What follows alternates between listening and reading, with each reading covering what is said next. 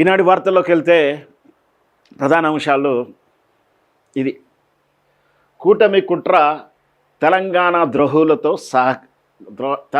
ద్రోహుల సహకారంతో పోలవరం కోసం Kaleshwaram కూల్చివేస్తున్నారా?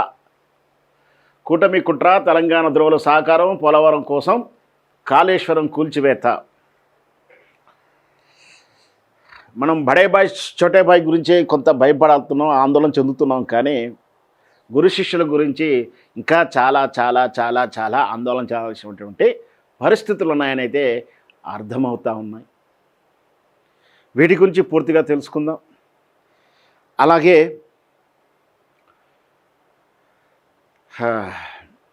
Double engine సర్కార్ అంటూ దేశాన్ని ఉదరగొడుతూ సోషల్ మీడియాలో ఈ దేశం ఎక్కడికో వెలిగిపోతూ ఉందంటూ అబద్ధాలనే ప్రచారం చేస్తున్నట్టు వాట్సాప్ యూనివర్సిటీ మేధావులు, తెలంగాణ నిర్మాణాల్లో ఎక్కడో చిన్న పొరపాటు జరిగితే టెక్నికల్ పొరపాటు, యాదృచ్ఛిక పొరపాట్లకే అంగీలావు చింపుకొని రోడ్డెక్కినటువంటి వాట్సాప్ యూనివర్సిటీ మేధావులు దేశవ్యాప్తంగా వాళ్ళు నిర్మించినటువంటి రోడ్లు అయితేనేమి, నిర్మాణాలు అయితేమి, రైల్వేలు, ఎయిర్పోర్ట్లు అయితేనేమి 3 నాళ్ళ ముచ్చటే మనం వినాలనుకున్నాం. అది 3 నాళ్ళ ముచ్చట కాదు, 3 గంటల మురిపమిగానే మిగిలిపోతున్న నిర్మాణ వైఫల్యాల గురించి మౌనం ఎందుకు వహిస్తున్నారు ఈ వాట్సాప్ మేధావుల గురించి కూడా మనం చర్చించబోతున్నాం. ఇక యాజ్ యూజువల్గా ఆంధ్రప్రదేశ్లో ఉన్నాయే మనకు తెలిసిన విషయం రాజకీయాలు. ఒకవైపు ఉపా చట్టం పేరు మీద ప్రశ్నించే వాళ్ళని జైలుకు పంపిస్తూ ఉన్నారు. వాటిలో నిజాలతో ఆరోపణలతో కేసు అయితే పెట్టారు, కానీ నిజాలు బయటికి రావాల్సిన అవసరాలు ఉన్నాయి.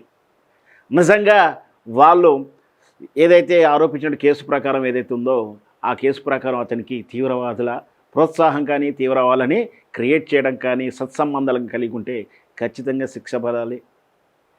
లేనప్పుడు ఏం జరుగుతుంది అవన్నీ కూడా మళ్ళీ చర్చిద్దాం. ఇంకా ఆంధ్రప్రదేశ్లో గంజా బ్యాచ్ ఎంత దారుణంగా తెగబడిందో మనం చూడబోతాం. మనం ఆ వార్త కూడా చూసుకుందాం.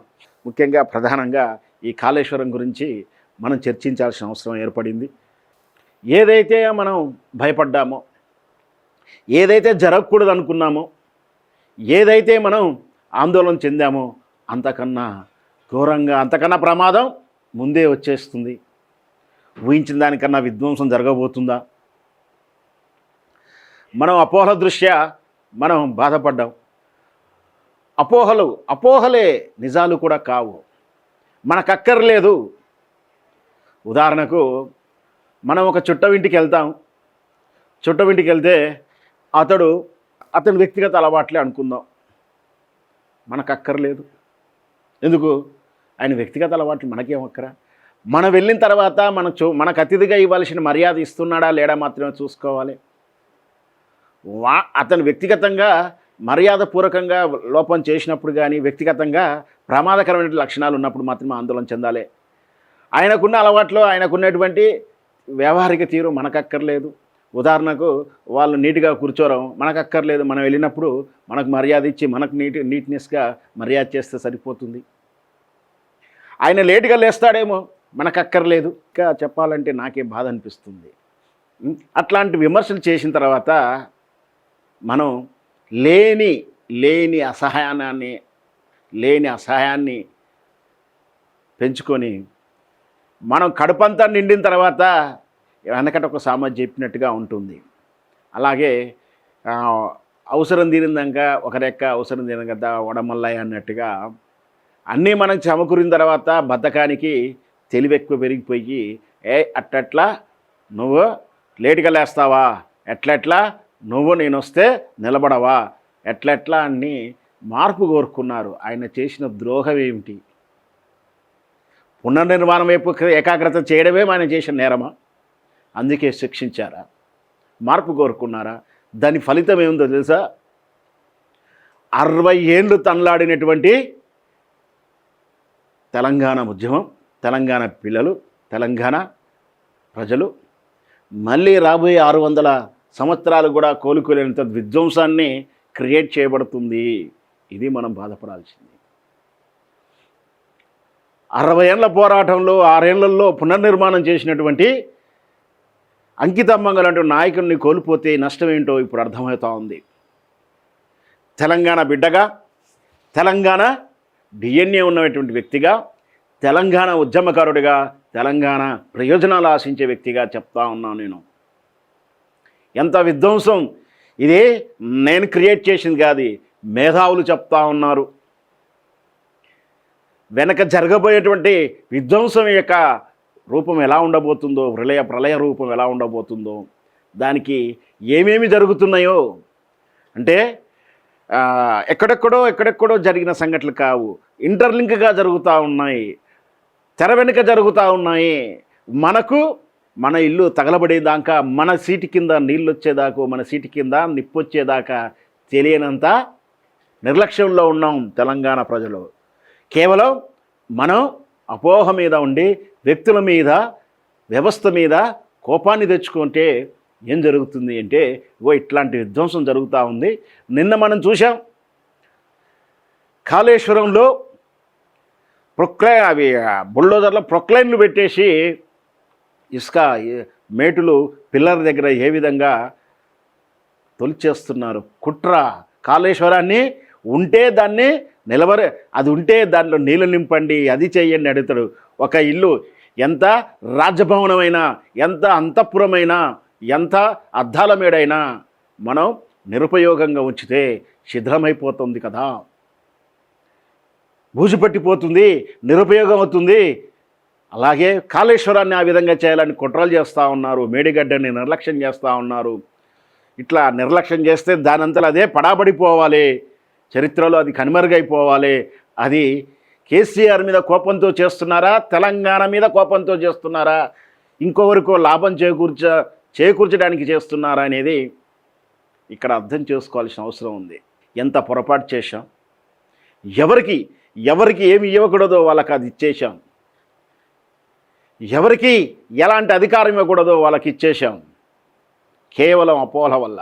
దాని ఫలితం కాళేశ్వరం లాంటి వరప్రధానిని చరిత్ర కాలగర్భంలో కలిసే ప్రయత్నం చేస్తున్నారా అనుమానాలు వస్తున్నాయి.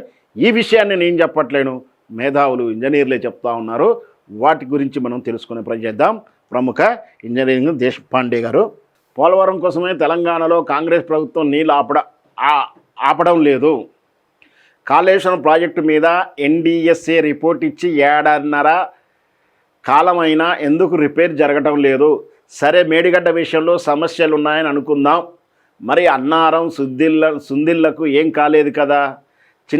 చిన్న సమస్యలు పరిష్కరించి ఉంటే ఈరోజు వరద నీళ్ళు ఎత్తుకునే ఆస్కారం ఉండేది. పోలవరం నిర్మాణం పూర్తయి అక్కడ నీళ్లు నిల్వ అయ్యేదాకా కాళేశ్వరం ప్రాజెక్టు రిపేర్ చెయ్యరు. ఇది Sridhar Rao Deshpande, retired irrigation officer గారు చెప్తున్నటువంటి నిజం, ఖచ్చితమైనటువంటి నిజం. అది సారు ఏమని మాట్లాడుతున్నారో ఒకసారి చూద్దాం. ఇట్లా మన తెలంగాణ ప్రయోజనాలని తాకట్టు పెడుతుంటూ ఏమి జరుగుతుంది, లింక్ అని డిఫంక్ చేసే ఉద్దేశంలో ఉన్నారు. వాటిని ఫంక్షనల్గా మార్చే పరిస్థితి కనబడడం లేదు. ఎందుకు కనబడడం లేదని చెప్పి నేను పరిశోధన చేస్తే, కిందికి పోవాలి, నీళ్లు కిందికి పోవాలి. ఎందుకు పోవాలి? డెల్టాకి నీటి కొరత ఏర్పడుతున్నది. ఇప్పుడు మనం ఎక్కడైతే అంటే కాళేశ్వరం నీళ్ళు కిందికి వదలాలి. ఎందుకు వదలాలి? ఇక్కడ పోలవరంకి నిండాల, పోలవరం నిండితే డెల్టా ప్రాంతానికి నీళ్లు నిండాలి. కాబట్టి ఇక్కడ దాయొద్దు, ఎత్తి మనం పోసుకోవద్దు. ఇది కుట్ర. మేడిగడ్డ దాని కింద సమ్మక్క సాగర్ బ్యారేజ్ కట్టుకున్న తర్వాత అక్కడ నీళ్ళు ఆపుకోవడం మొదలైంది. అంటే తొలి నెలలో జూన్ నెలలో వచ్చే ఫ్లోస్ కానీ, తర్వాత అక్టోబర్ తర్వాత లీన్ ఫ్లోస్ ఉంటాయి కదా, వరద లేని కాలంలో కూడా మనకు ప్రాణహితలో నీళ్ళు వస్తాయి. ఆ నీళ్ళని మనం సమ్మక్క సాగర్లో దానిపైన మేడిగడ్డలో ఆపుకుంటున్నందువల్ల డెల్టా ఆయకట్టుకి చాలా పెద్ద ఎత్తున నీటి కొరత ఏర్పడుతున్నది. అది నేను చెప్పడం కాదు, అది ధవళేశ్వరం బ్యారేజ్ యొక్క వికీపీడియాలో వాళ్ళే రాసుకున్నారు, చాలా స్పష్టంగా రాసుకున్నారు. ఈ విషయాలు నేను ఎన్నోసార్లు నా వ్యాసాలు కూడా చర్చించున్నాను. అంటే ఇక్కడ ఏంటి అంటే, ఎక్కడైనా ఎత్తులో నీళ్ళు వస్తుంటాయి, పైనుంచి అలా అలా అలా అలా వచ్చి ఇలా ఇలా ఇలా ఇలా ఇలా ఇలా ఇలా వెళ్ళాలి. చివరికి బంగాళాఖాతంలో కాలవాలి.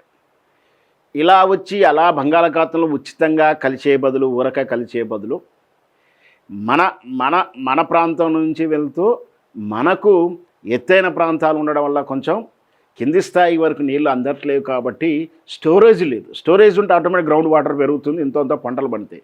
అంచేత ఏం చేసి ఇక్కడ కాస్త ఎత్తున్న వాటికి మనం అలా వాటర్ ఇలా తిప్పి ఇలా తీసుకుని అక్కడ అవసరం కాడికి ఎత్తిపోసుకొని మళ్ళీ ఆ పక్కకు పోసుకొని వాటర్ కన్జంప్షన్ అవుతూనే కిందికి వెళ్తుంది. ఎక్కడా కూడా వృధా కావు, కన్జంప్షన్ అవుతుంది. అంటే ఇక్కడ 1000 క్యూసెక్ల నీళ్ళు ఉందనుకుందాం ఉదాహరణకు, కిందికి అలా వెళ్తూ వెళ్తూ వృధాగా కలిసే బదులు ఈ 1000 క్యూసెక్ల నీళ్ళని కనీసం ఒక 20% 30% వాడుకుంటూ మిగతా 60-70% కిందికి వదిలేస్తాం.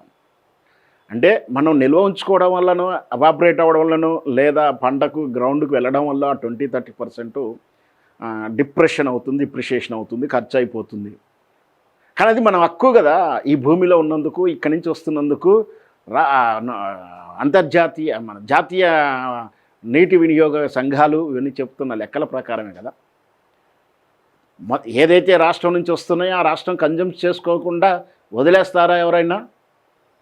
వేయడం కరెక్టా? ఇట్లా ఆనాడు ఏదైతే భాషా సంయుక్త రాష్ట్రాల పేరు మీద రాష్ట్రం ఏర్పడంగానే మేఘాల మీద ప్రాథమిక పేపర్ మీద ఉన్నటువంటి ప్రాజెక్టులన్నీ కూడా మొత్తం డిపిఆర్లు అన్ని ప్రాజెక్టులు పోయి కట్టాల్సినటువంటి నాగార్జున సాగర్ వెనకాల కట్టాల్సినటువంటి సాగర్ డ్యాము నాగార్జున నందికొండ దగ్గర కట్టినటువంటి కుట్ర ఎంత ఉందో. నీళ్ళు స్టోరేజ్ మనకు, భూ నిర్వాసితులు మనకు, ముంపు ప్రాంతాలు మనకు బ్యాక్ ఇచ్చేసి మూతి వాళ్ళు తీసేసుకుని వాటర్ వెళ్ళిపోతూ ఉంటుంది. కుడిగట్టు కాలువ వెళ్ళిపోతూ ఉంటుంది, ఎడమగట్టు మాత్రం బహుశా కన్ఫ్యూజ్. నాకు గుర్తు ఎడమగట్టే తెలంగాణది, కుడిగట్టు మొత్తం భారీ ఎత్తున నీళ్ళు నిల్వ తీసుకుపోతూనే ఉంటారు. ఇట్లా పక్షపాతం. 2 కళ్ళు సమానమే కానీ ఒక కన్ను మెల్ల కన్ను అయిపోయింది. నాకు 2 బిడ్డలు సమానం తల్లి చెప్తా ఉంది, పాలకుడు తండ్రి చెప్తా ఉన్నాడు, కానీ నాకు చిన్న కుమారుడు ఇష్టమని చెప్తా ఉన్నాడు. ఆయన మీద వల్లభాని ప్రేమను చూపిస్తూ ఉంటారు. నిధుల విషయంలో, నీళ్ళ విషయంలో, నియామకాల విషయంలో కూడా. ఆనాడు మళ్ళీ జరిగినటువంటి ఆ తెలంగాణ 1956 తెలంగాణ హైదరాబాద్ ఉమ్మడి ఆంధ్రప్రదేశ్ ఏర్పడిన కానించి మొదలైన కుట్రలు మళ్ళీ ఈరోజుకి కూడా తెలంగాణ ఏర్పడిన తర్వాత మన రాష్ట్రం, మన పాలన, మన ఆత్మగౌరవం ఉన్నా కూడా ఇంకా దోష్టికం జరుగుతుంది అంటే మనం చేసిన పొరపాటు. తెలంగాణ పదాన్ని ఇష్టపడతలేరా ఈ పాలకుడు? తెలంగాణ సమాజం అభివృద్ధి కోసం ఇష్టపడతలేడా? కేవలం కేసీఆర్ మీద కోపమా? ఇది తేలాల్సిన అవసరం ఉంది.